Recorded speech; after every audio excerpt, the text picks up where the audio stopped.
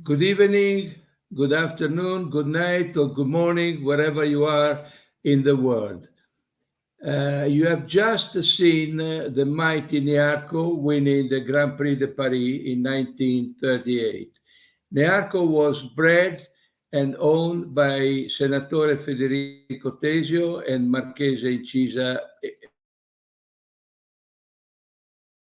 Mario Incisa della Rocchetta, razza d'ormai loggiata. I have to say that Nearco changed completely the world of thoroughbred with his progeny, of course. You should bear in mind that over 90% of the horses running all over the planet every day carry Nearco's blood. This is a phenomenal achievement. Anyway, today we carry on with our program number 4. And as a guest, I have Eddie Fremantle, commonly known as Eddie the Shoe Fremantle. And then I will explain you why he has this nickname. Welcome to the program, Eddie. Hello, Carlo. How are you? Fine. No, I'm saying that you are commonly known as Eddie the Shoe. Why? That's right. When I first started going racing back in the 1980s, first started going regularly, there was an old punter called Charlie Clancy, and his brother was a very big punter. Charlie was quite a small punter, very dapper man, always dressed smartly, rather like yourself, Carlo. But he had a very garrulous nature. He used to talk to anybody, and he chatted to me on the train one day and started talking to me, and I got to know him quite well. And he taught me a lot about handicapping, really, about learning how to assess horses' chances from their form. He taught me a lot. And he said, everyone's got to have a nickname. Everyone has a nickname on the race course. Look at your feet. We're going to call you Eddie the Shoe. And somehow it stuck a little bit. People started to call me that. And it continues to this day. So I've got big feet. That's the reason. Okay, you are pretty tall as well. Anyway, at the moment, you are still working for Racing TV as a pundit, but in the past, you have been also a journalist, sports in generally, and mainly for the Observer for racing. Yes, I did work for the Observer for about 10 years, I suppose, in the early 2000s. Very good friend of mine, Brian Oliver, who was the sports editor of the Observer. I'd met him a long time before when he was working at the Daily Telegraph. Brian said to me, I wasn't working at all. I was just punting in about 1999. He said there was an expansion of the Sunday racing program from about 8 or 9 meetings a year to 24, 25 meetings a year. And now you see that, meetings, days rather. Now you know that Sunday racing is every weekend. And at that time, Brian wanted to have a dedicated tipster on the Observer, and he asked me if I'd do that job. Well, it meant I could gain entry to the racecourse for nothing. I thought this was a very good deal to do the tipping at the weekend and to get into the racecourse at no charge. And so I started out doing the tipping for Brian, yes.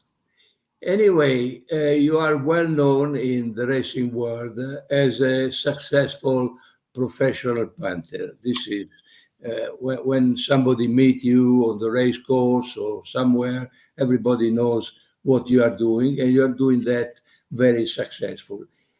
From today, I would like to start a couple of 2 or 3 programs, maybe, trying to teach people how to bet, because people that they go racing occasionally, or people that they go racing quite frequently, but, just to give them guidelines how to behave if they want to invest some money on horse racing. So let's start talking about your approach on when you would like to have a bet. Let's say that tomorrow you will go racing somewhere in the UK. What are you doing exactly since the beginning? Well, for instance, this evening I'm going racing to Windsor, and I've already studied part of the card. I tend to look at races. I think there's so much racing now. You have to try to narrow it down a little bit.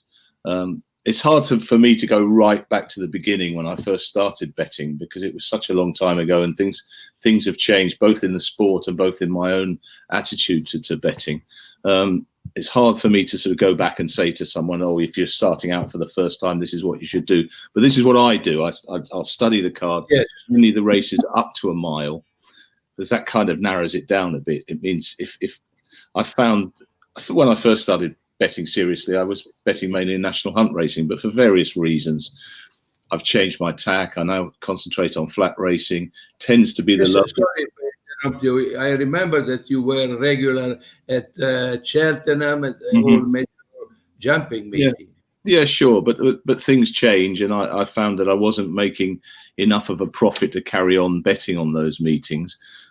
There are many reasons why. I also found that I was making a profit on the flat racing. I thought, well, if I concentrate on the flat, I've got more time to study the racing that I wanted, that I'm being successful on, and that's continued.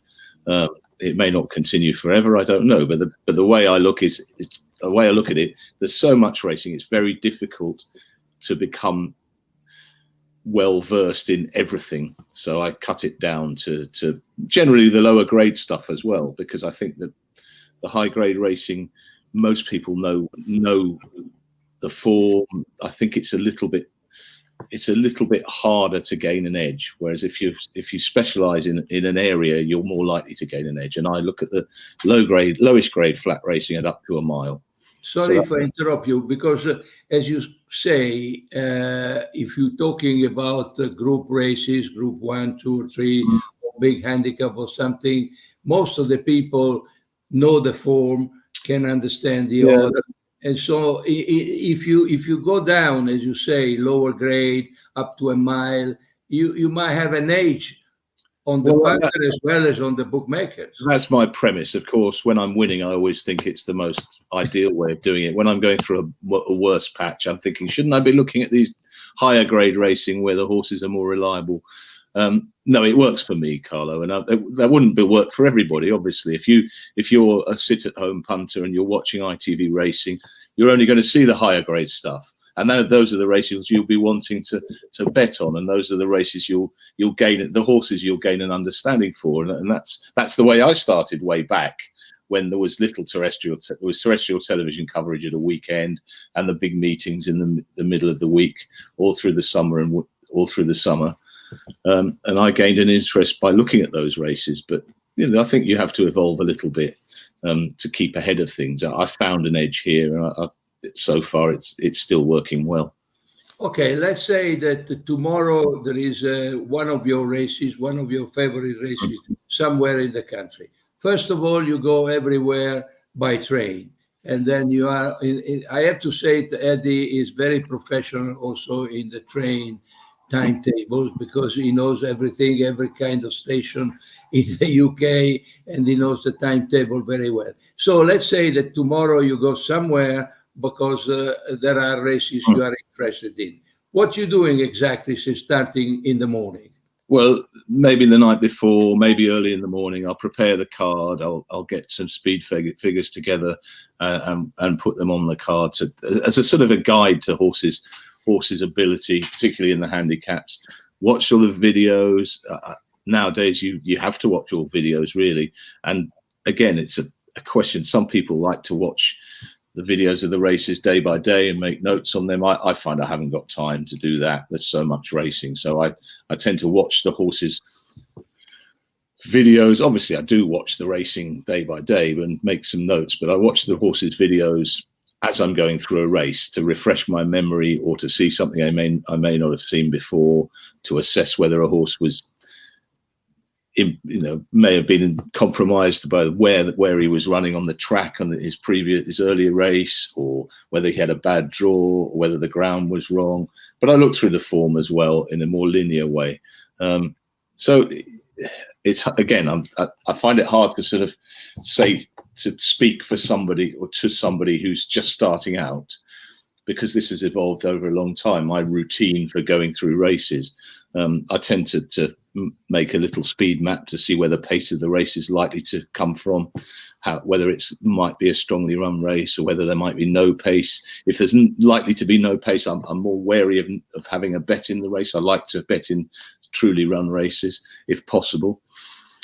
But of course, sometimes you'll see, a 6 or 7 runner race where there's one front runner and you think they might have the run of things up front and that'll give it an edge. So there are so many different variables in racing. And I think it's hard to sort of pin down one that will give you a particular edge. I think you've almost got to cover all the bases. And then let's say that you finish examining race number 1 you are interested in. And then, if I'm not wrong, I know that you produce your own tissue prices. Yeah, it's a guide. I mean, I will say there's a 10 runner handicap. I figure that the average chance of each horse winning is 9 to 1. So if I think a horse has an average chance, it should be 9 to 1. And if it's 20 to 1, I'll be interested in backing it. Then again, if I'm pricing the race up to a 100% book so that each horse has an average price of 9 to 1, I might make the favourite 4 to 1. Well, the favourite might be 7 to 4. And then I'm thinking, well, this is a race where I can be against the favourite, even though I think it should be favourite. I think the price is too short. I know that's an expression you don't like. No. But, sometimes you'll find a handicap where you think this is more competitive than the market suggests. There are 7 or 8 chances and the market's narrowing it down to 2 or 3. And those are the races I like to play in, to bet 2 or 3 outsiders in those sort of races where I feel I'm getting the value. No. And again, it's a slightly personal thing, but the prices are a reflection of the ratings, the draw, the jockey, the trainer form. They're supposed to encapsulate everything. They're not an exact science, obviously. I get a lot of them wrong. No, as you say, I don't like the expression "the price is too short," because when I watch the television, usually the price of the favorite is always too short. And in my opinion, this is a wrong approach because sometimes there is more value in a horse who is 5 to 4 on, and it's worth 2 to 1 on, than the horse at 10 to 1 who is worth 20 to 1. Of course. But sorry if I interrupt you, but I would like to know your opinion about this. When I do the radio, most of the time I try to tell people, when you see the odds of the horse, let's say 2 to 1, you have to translate the odds into percentages. So you have to ask yourself, has this horse more than 33% chance of winning? If the answer is yes, you have to put money on. If the answer is no, you pass away, or you pass, or you go to another one, or you lay him, maybe. Yeah, I think that's generally the approach that I'm looking at as well, Carlo. If somebody tossed a coin and they said it's 2 to 1 heads, you'd be rushing in to take 2 to 1 heads. Of course. Whereas the true price, as everyone knows, is evens. But if they offer 4 to 5, you wouldn't have a bet. So yeah, everything has its price. Of course, a 1 to 10 shot can be very good value, but I think you've got to be right all the time with those horses. Yeah. I think you're better off value-wise looking for horses, say that should be.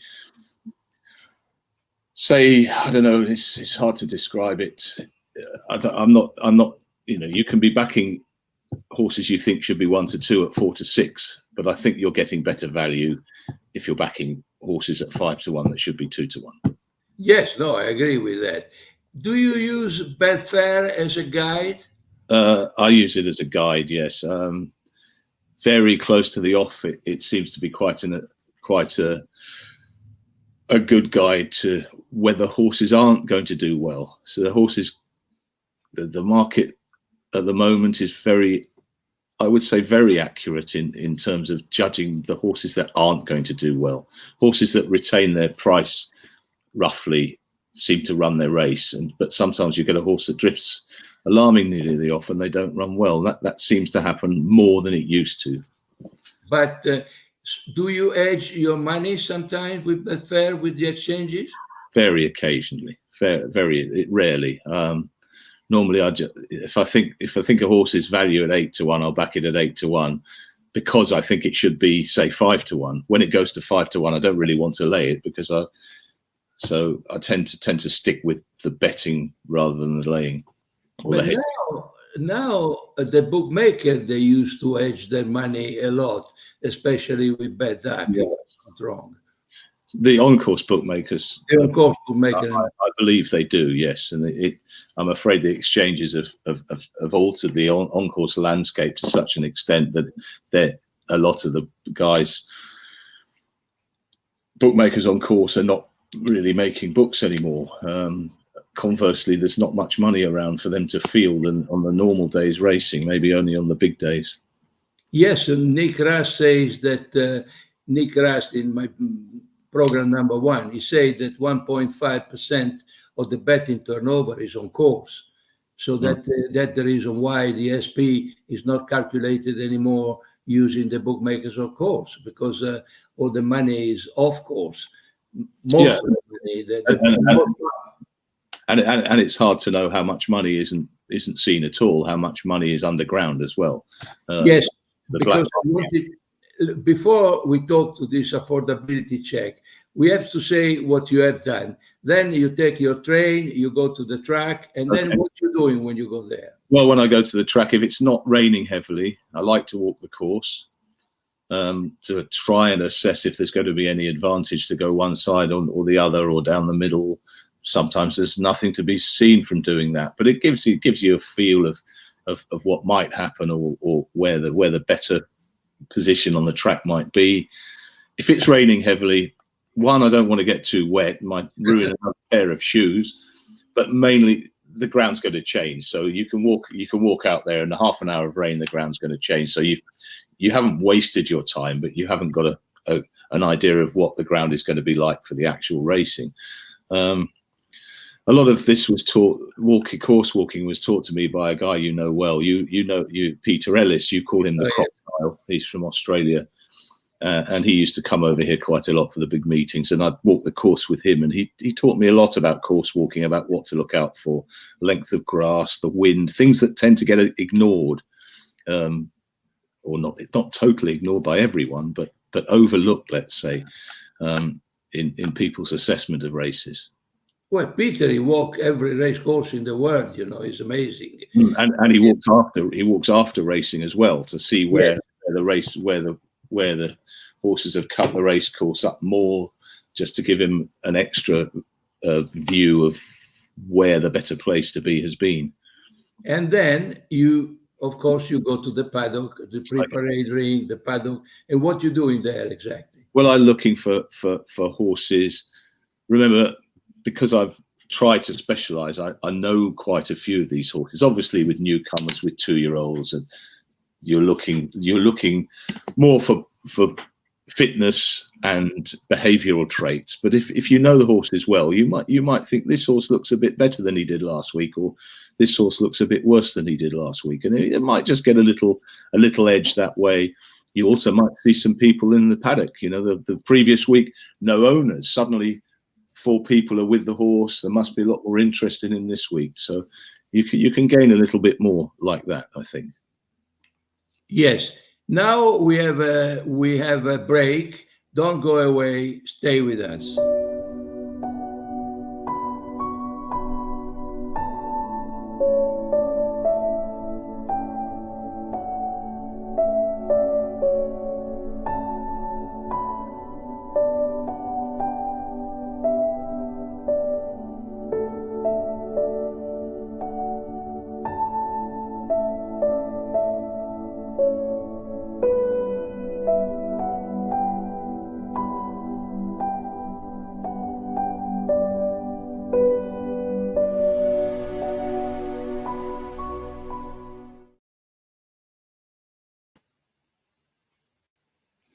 Now we are back with Eddie the Shoe Fremantle. So we say then you have seen the horses in the paddock and then you watch them cantering. I like to watch them cantering to the start. I think that can tell you a little bit about their demeanour, about their attitude. Unfortunately, many race courses in this country, the horses now go straight to the start, so it's hard to watch them. So I have to try and climb up in the stand with binoculars, and it's not always ideal. So the best courses for watching horses going to the start are the straight tracks, like Newmarket or Newbury, where they have to go past you. You're able to see them go down to the start. And finally, I would like to ask you your opinion about this affordability check.